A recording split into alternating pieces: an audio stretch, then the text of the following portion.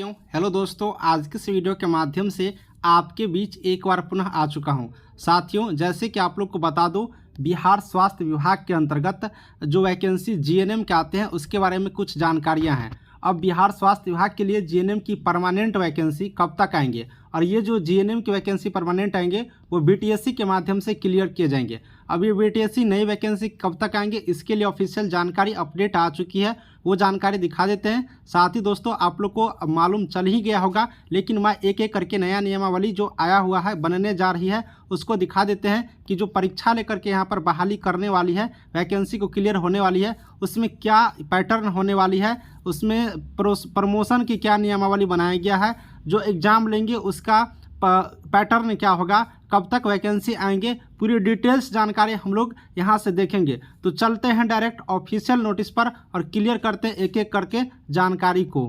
अब हम लोग स्क्रीन पर आ चुके हैं और देख रहे हैं इस नियमावली को। इस नियमावली में हम लोग सबसे पहले एक एक पॉइंट को देखेंगे, इसलिए घबराना नहीं है। बिहार सरकार स्वास्थ्य विभाग की तरफ से अधिसूचना प्रारूप आप लोग देख सकते हैं। साथियों, इसमें अगर आप लोग देखेंगे एक एक करके तो यहाँ से आप लोग सबसे पहले देख सकते हैं इसमें क्या लिखा हुआ है कि संक्षिप्त नाम एवं विस्तार एवं प्रारंभ।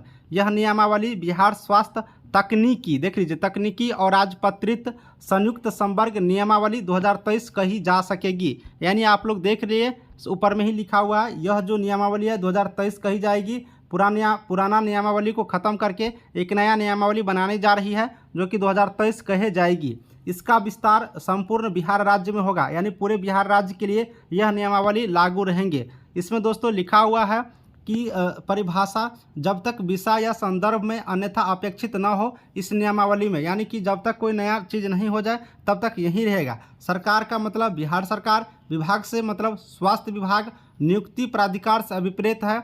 लेवल 7 तक के लिए निदेशक प्रमुख स्वास्थ्य सेवाएं बिहार और लेवल 7 से ऊपर तक के लिए बिहार सरकार इसमें सहभागिता रहेंगे।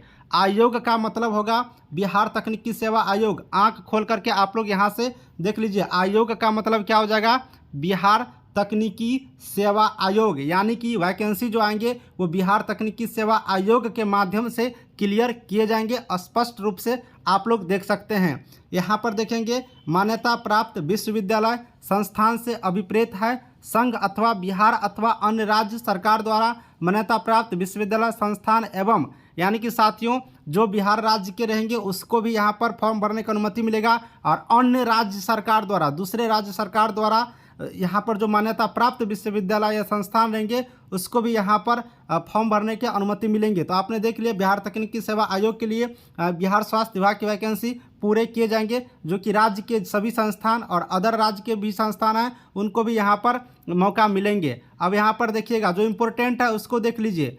भर्ती का मतलब क्या है, प्रत्येक संवर्ग में मूल कोटि के पदों पर नियुक्ति आयोग के अनुशंसा के आधार पर सीधी भर्ती से होगी। यानी कि सीधी भर्ती का मतलब डायरेक्ट विज्ञापन निकाले जाएंगे और उस विज्ञापन में अप्लाई करके आप लोग डायरेक्ट नौकरी लेंगे। अब शैक्षणिक योग्यता देखेंगे। शैक्षणिक योग्यता सीधी भर्ती के लिए न्यूनतम आयु 21 वर्ष, यानी कि कम से कम आयु आपको न्यूनतम 21 वर्ष होगा, और अधिकतम आयु जो नियमावली में रहते हैं वही सारा चीज़ रहेगा। तो न्यूनतम आयु पर हम लोग को थोड़ा सा ज़्यादा ध्यान देना है, 21 वर्ष रहने वाला है। अब साथियों, इसमें बात करिएगा संबंधित विज्ञापन में वैकेंसी कब तक आएंगे, तो 1 अगस्त को उम्र के अवधारण के परियोजनार्थ कट ऑफ डेट माना जाएगा, यानी कि उम्र के लिए है। ठीक है। अब दोस्तों, भर्ती प्रक्रिया आप लोग देखिएगा, तो भर्ती प्रक्रिया यहाँ पर देख लीजिए। नियमावली, सिलेक्शन प्रोसेस, चयन प्रक्रिया।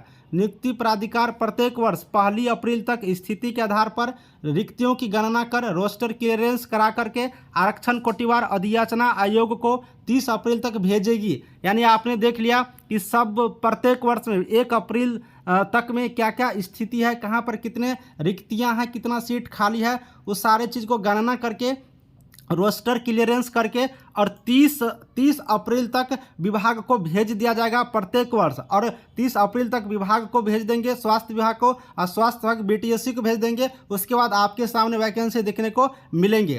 तकनीकी पद हेतु अधियोचना के आलोक में आयोग रिक्तियों की विज्ञापित कर आवेदन पत्र आमंत्रित करेगा। लिखित प्रतियोगिता परीक्षा एवं कार्य अनुभव के आधार पर अभ्यर्थियों का चयन करेंगे। यानी कि आपने देख लिया, जब 30 अप्रैल तक पूरा विज्ञापन आ जाएंगे, उसके बाद क्या होगा, प्रत्येक साल यानी कि इस साल भी 30 अप्रैल तक, फिर अगले साल भी 30 अप्रैल तक, हर साल तक ये चीज़ हो रहे हैं, नियमावली बनते हैं। तो जब तक अगला नियमावली नहीं बन जाते हैं तब तक के लिए सेम रहता है।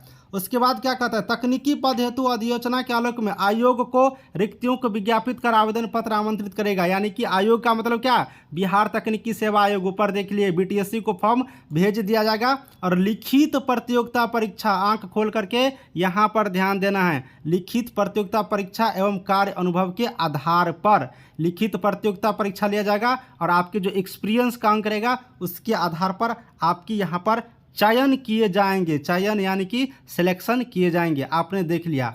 अब लिखित जो प्रतियोगिता परीक्षा होगा वो कैसे कैसे होगा। प्रतियोगिता परीक्षा जो लिखित होगा वो 100 अंकों की होंगे। कितना अंकों के, 100 अंक के आपकी परीक्षा होने वाली है। परमानेंट नौकरी की बात हो रही है, कॉन्ट्रैक्ट वाला का नहीं।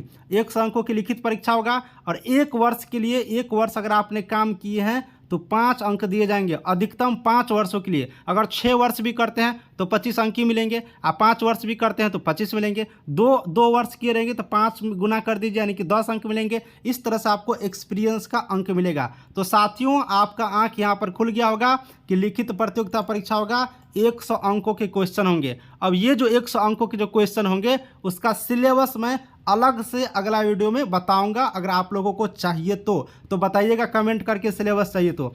साथियों आपने देख लिया ये पैटर्न किस किस तरह से यहाँ पर होने वाला है परीक्षा और उसका क्या यहाँ पर नियम बनाए गए हैं संविदा वाले के लिए और जो परीक्षा होगा उसके लिए। तो टोटल 125 नंबर के एग्जामिनेशन होंगे।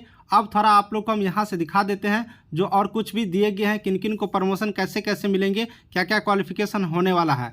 आप लोग देखिएगा परिशिष्टि यहाँ पर देख सकते हैं, बिहार परिचारिका संवर्ग GNM, ये GNM के लिए है, सबके लिए अलग अलग है लेकिन मैं आपको यहाँ पर GNM के लिए दिखा देता हूँ, बाकी के लिए मैं नेक्स्ट वीडियो में दिखा दूंगा। बिहार परिचारिका GNM के लिए यहाँ पर आप लोग देख सकते हैं कोटि यानी कि मूल कोटि, पद नाम यानी कि पोस्ट का नाम क्या रहेगा, परिचारिका श्रेणी A यहाँ पर रहेगा, नर्स श्रेणी A, और सीधी भर्ती प्रोन्नति यानी कि भर्ती की प्रक्रिया क्या है तो सीधी भर्ती होगा यानी कि डायरेक्ट वैकेंसी निकलेंगे। सीधी भर्ती का मतलब क्या हुआ, डायरेक्ट वैकेंसी निकाले जाएंगे और उस वैकेंसी में आप लोग फॉर्म अप्लाई करिएगा, परीक्षा होगा और परीक्षा पास करने के बाद आपकी नौकरी होंगे। यानी पोस्ट का नाम परिचारिका श्रेणी A हो जाएगा, सीधी भर्ती यानी कि डायरेक्ट फॉर्म निकलेंगे और उसका परीक्षा होगा। इसके लिए क्वालिफिकेशन जो है GNM कंप्लीट होना चाहिए। GNM का जो कोर्स होता है वो कंप्लीट होना चाहिए, या फिर BSc नर्सिंग जो कंप्लीट कर लिए हैं वो भी इसके लिए अप्लाई कर सकते हैं। साथ ही इसके समकक्ष कोई भी कोर्स जो उत्तीर्ण किए हैं वो भी इसके लिए एलिजिबिलिटी रखते हैं तो वो भी अप्लाई करेंगे। यानी कि GNM BSc नर्सिंग वाले के लिए ये परिचारिका श्रेणी A के लिए अप्लाई कर सकते हैं। साथ ही आपका रजिस्ट्रेशन बिहार परिचारिका निबंधन परिषद से निबंधन अनिवार्य है। यानी आपका रजिस्ट्रेशन BNRC में रहना जरूरी है, तभी जाकर के आप लोग इसके लिए अप्लाई कर सकते हैं। तो साथियों आपकी जो सबसे पहले नौकरी होगा वो परिचारिका श्रेणी A सीधी भर्ती के द्वारा डायरेक्ट फॉर्म निकालेंगे उसके द्वारा। उसके बाद सामान्य प्रशासन विभाग द्वारा समय समय पर जो निर्धारित कालावधि है उसके अकॉर्डिंग आपको प्रोन्नति दिया जाएगा, यानी कि प्रमोशन दे दिया जाएगा और प्रमोशन दे करके सीनियर नर्सिंग ऑफिसर के पोस्ट पर आप लोग को बहाली कर दिए जाएंगे। पहले आप परिचारिका नर्स श्रेणी A बनिएगा, फिर प्रमोशन होकर के सीनियर नर्सिंग ऑफिसर बन जाइएगा। उसके बाद फिर से अगर आप लोग को यहाँ पर प्रमोशन होगा साथियों यहाँ पर सहायक नर्सिंग अधीक्षक बन जाइएगा। फिर सहायक नर्सिंग अधीक्षक बनने के बाद फिर आप लोग को एक बार प्रमोशन होगा तो आप लोग उप नर्सिंग अधीक्षक बन जाइएगा। तो इस तरह से आप लोग 4 लेवल तक यहाँ पर आएंगे। कहाँ से, GNM नर्सिंग से, फिर सीनियर नर्सिंग ऑफिसर, फिर सहायक नर्सिंग अधीक्षक, फिर उप नर्सिंग अधीक्षक। इस तरह से आप लोग को प्रमोशन मिल करके यहाँ तक आइएगा। तो साथियों अब हम लोग विलंब नहीं करेंगे, अब हम लोग को परीक्षा की तैयारी करना यहाँ से शुरू कर देना है। जैसे GNM के जो आप लोग 3 साल के कोर्स होते हैं उसमें आपने जो पढ़े हैं उसको पूरा पढ़ना है। साथ ही अगर आपको इस परीक्षा का सिलेबस चाहिए तो हमें बताइएगा, नेक्स्ट वीडियो में सिलेबस दिखाऊंगा। तो कमेंट ज़्यादा से ज़्यादा करिएगा सिलेबस के लिए, तो मैं आपको सिलेबस भी अच्छा से एक प्रोवाइड करा दूंगा कि किस टाइप से क्वेश्चंस पूछे जाएंगे, कितने क्वेश्चंस किस सब्जेक्ट से होने वाली है, टेक्निकल से कितने होगा, नॉन टेक्निकल से कितने होंगे, पूरी यहाँ पर जानकारी नेक्स्ट वीडियो में अपडेट दूंगा। तो दोस्तों आपको सारी जानकारी यहाँ से मिल गया, प्रमोशन का भी और यहाँ पर वैकेंसी का जो एग्जामिनेशन सिलेक्शन प्रोसेस होगा उन सारी चीज़ों का। चलिए वीडियो को समाप्त करता हूँ। Thank you.